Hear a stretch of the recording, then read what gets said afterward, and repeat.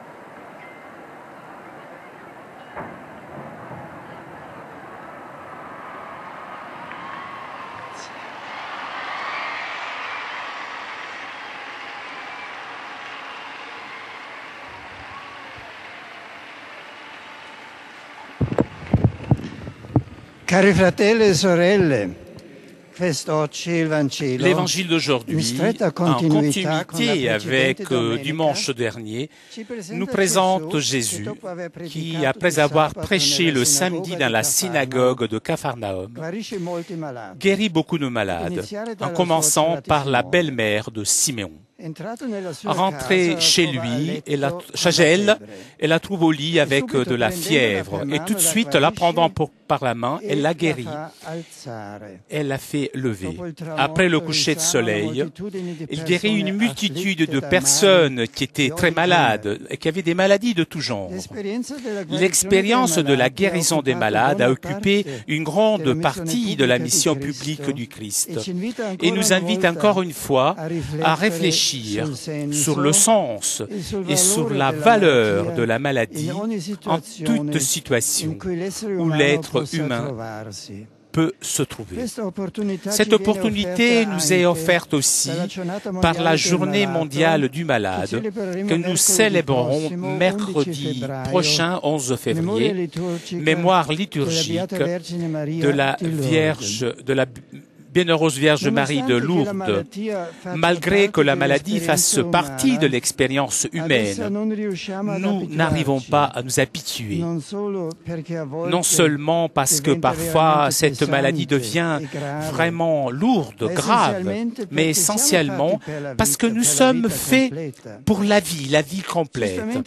Justement, notre instant intérieur nous fait penser à Dieu comme plénitude de vie, comme vie éternelle, parfaite. Lorsque nous sommes touchés par le mal et nos prières semblent être inutiles, nous sommes assaillis par le doute et angoissés, nous nous posons la question, quelle est la volonté de Dieu?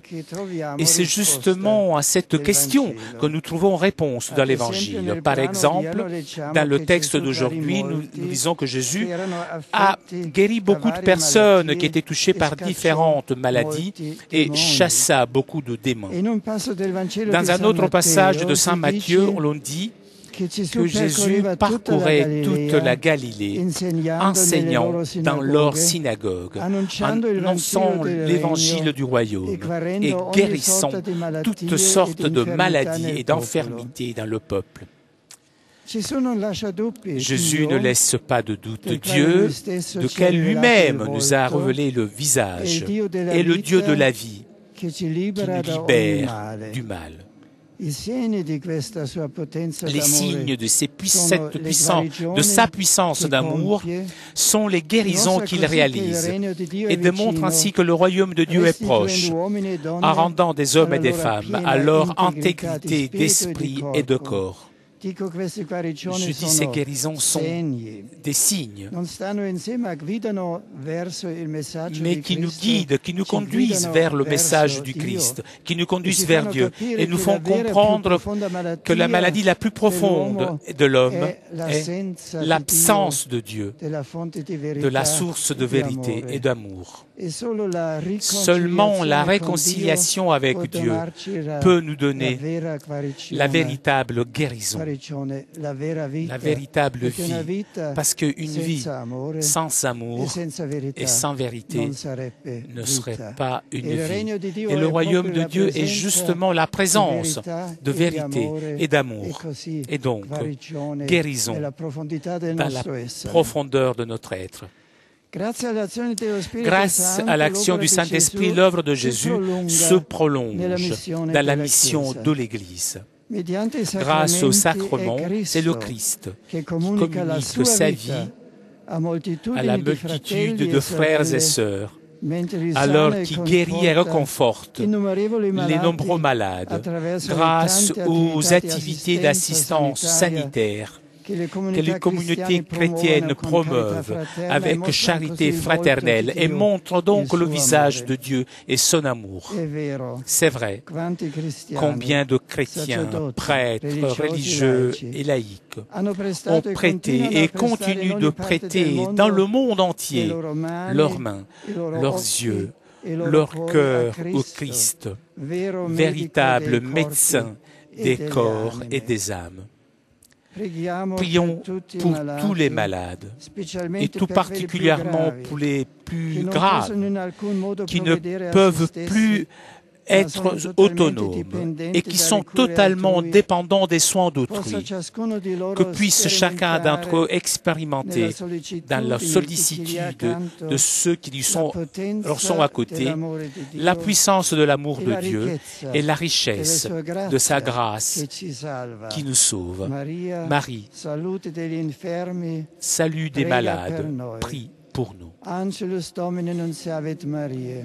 Et concepite Spiritus Sancto. Ave Maria, gratia plena, Dominus tecum, benedicta tu in mulieribus et benedictus fructus ventris tui, Iesus. Sancta Maria, Mater Dei, ora pro nobis peccatoribus, nunc et in hora mortis nostre. Amen. Ecce ancilla Domini. Fiat mihi secundum verbum tuum. Ave Maria, gratia plena, Dominus tecum, benedicta tu in mulieribus et benedictus fructus ventris tui, Iesus. Sancta Maria, Mater Dei, ora pro nobis peccatoribus, nunc et in hora mortis nostre. Amen. Et verbum caro factum est. Et habitavit in nobis. Ave Maria, gratia plena, Dominus tecum, benedicta tu in mulieribus et benedictus fructus ventris tui, Iesus. Sancta Maria, Mater Dei, ora pro nobis peccatoribus, nunc et in hora mortis nostre. Amen. Ora pro nobis sancta Dei genitrix. Ut digni efficiamo promissionibus Christi. Oremus, gratiam tuam quesumus Domini mentibus nostris infunde,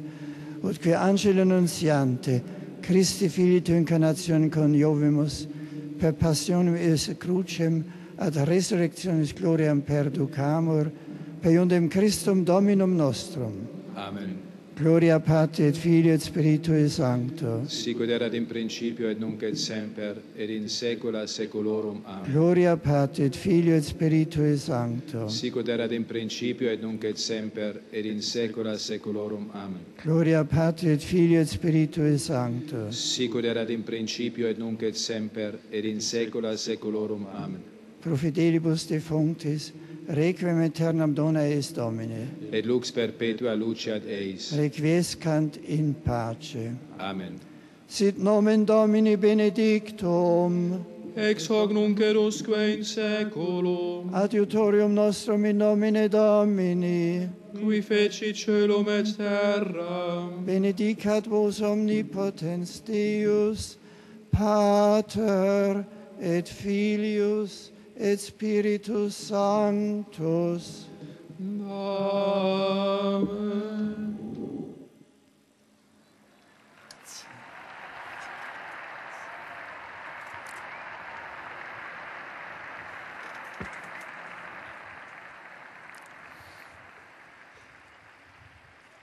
Cari fratelli e sorelle, Ces dernières semaines, nous arrivent des nouvelles inquiétantes du Madagascar à cause des fortes tensions politiques qui ont provoqué aussi des émeutes populaires. Pour cela, les évêques de l'île ont ouvert pour aujourd'hui une journée de prière au profit de la réconciliation nationale et de la justice sociale. Très inquiet pour la période particulièrement critique que le pays traverse, je vous invite à vous unir aux catholiques malgaches pour confier au Seigneur les morts lors des manifestations et pour invoquer de lui, le Seigneur, par l'intercession de Marie, le retour à la concorde des âmes, à la tranquillité sociale et à la cohabitation civile. Comme je disais, le 11 février prochain, mémoire de la Vierge Marie de Lourdes, on célébrera la journée mondiale du malade. Dans l'après-midi, je rencontrerai les malades et les autres pèlerins dans la basilique de Saint-Pierre après la Sainte Messe qui sera présidée par le président du Conseil pontifical pour la pastorale de la santé, le cardinal Lorenzo Barragan. Dès maintenant, j'assure ma bénédiction à tous les malades, au personnel de la santé et aux volontaires dans le monde entier. À l'exemple de Saint Paul, chers pèlerins de langue française, nous sommes invités à nous...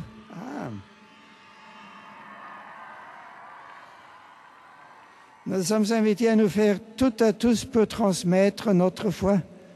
La force de l'Évangile qui nous vient du ressuscité nous invite, avec droiture et générosité, à faire connaître la tendresse de notre Dieu.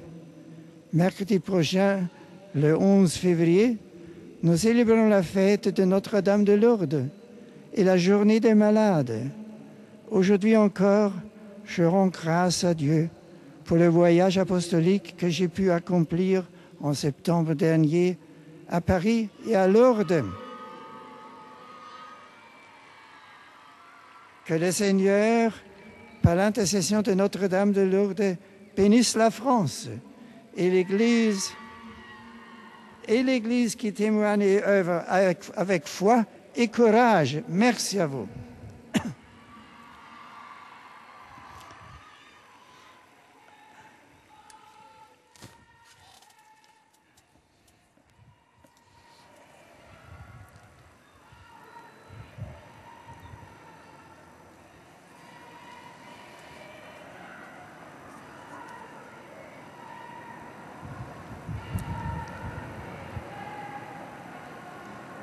Merci. Le Saint-Père salue maintenant les fidèles de langue anglaise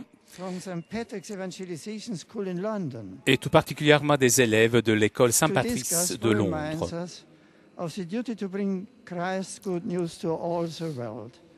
May your time in Rome be filled with joy and deepen your resolve to draw others to our Lord and His love.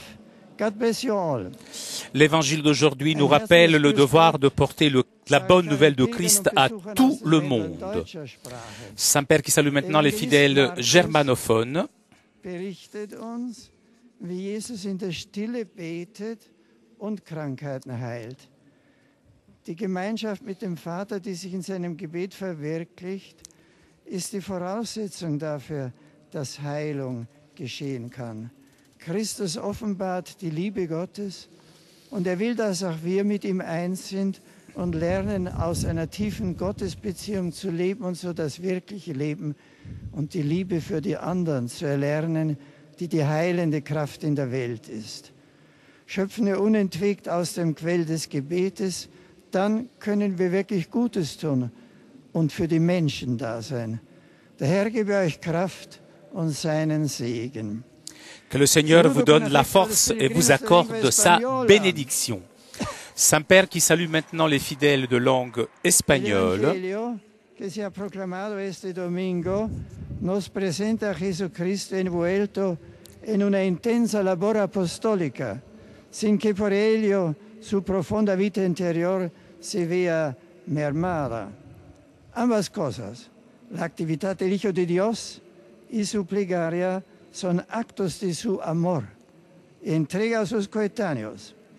Que la Santísima Virgen María nos ayude a todos los miembros de la Iglesia a actualizar este sentido misionero que combina el trabajo y las ocupaciones con una continua vida de unión con Dios.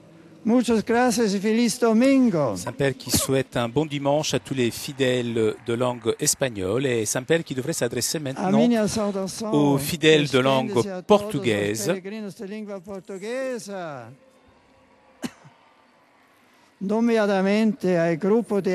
Saint-Père qui salue les différents groupes. Guiado pelo Señor Obispo do Porto, invocando abundantes graças divinas sobre os seus passos para construírem a vida sobre aquela rocha firme que é Cristo, vivo na sua igreja. Deus a todos guarde e abençoe. Que Dieu vous bénisse. Saint-Père qui salue maintenant les pèlerins polonais.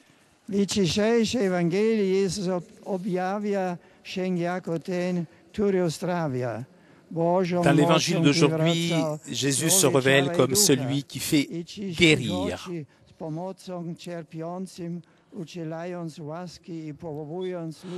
Aujourd'hui aussi, il vient au secours des souffrants et des malades et il les accompagne avec son amour. Et je salue avec affection les pèlerins de langue italienne.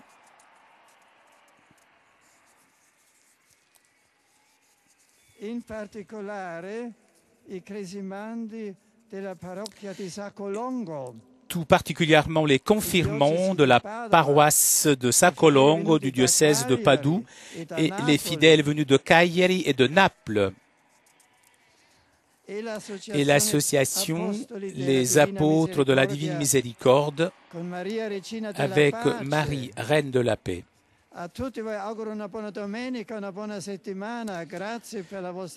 Je vous souhaite à vous tous un bon dimanche, une très bonne semaine. Chers amis de KTO, nous arrivons à la conclusion de notre liaison avec Rome. Avant de vous quitter, je voudrais remercier CTV SAT 2000 pour ces images, ainsi que Thomas Choteau et Cédric Besson qui étaient aujourd'hui à la technique. Prochain rendez-vous avec le Saint-Père, mercredi prochain à 10h30 pour l'audience générale. En attendant, je vous souhaite moi aussi un bon dimanche, une très bonne semaine et à vous Paris pour la suite des émissions sur KTO.